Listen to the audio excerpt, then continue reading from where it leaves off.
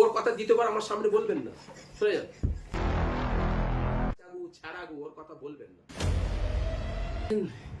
হাসিও লাগে, ওর নামটা বলা মানে ফুরফুরাসুর পবিত্র নষ্ট হয়ে যায়। এই দরবারের ওর নামটা বলে পবিত্রতাটা নষ্ট হয়ে যায়। ওকে ফুরফুরাসুর যে মুরব্বী, ফুরফুরাসের যে মুরব্বী ইব্রাহিম সিদ্দিকী বলে জানেন, ছাড়াগু, কাঁচাগু।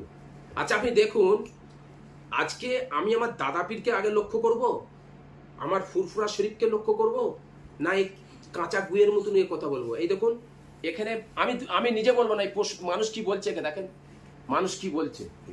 আমি এটা দেখাতে চাইছি না, এই যে দেখুন মানুষ কি বলছে, দেখুন আমি আপনাদের দেখাচ্ছি। এই যে প্রশ্নটা দেখুন কি বলছে মানুষ। এই ভাষাটা আমি ইউজ করতে পারি? আজ এই ভাষাটা কার ক্ষতি হচ্ছে? এটা আমার দাদা পীরের ক্ষতি নাই? এই ভাষাটা দেখুন, এই যে ভাষাটা বলেছে, আপনি কমেন্টে চলে যান, ওই চ্যানেলটা চলে যান, এই ভাষাটা এইটা আমার মুখে হতে পারে? এই এই এই এই এই জ্ঞান ওর আছে, এই জ্ঞানটা আছে, আগে জ্ঞান হতে হবে তো।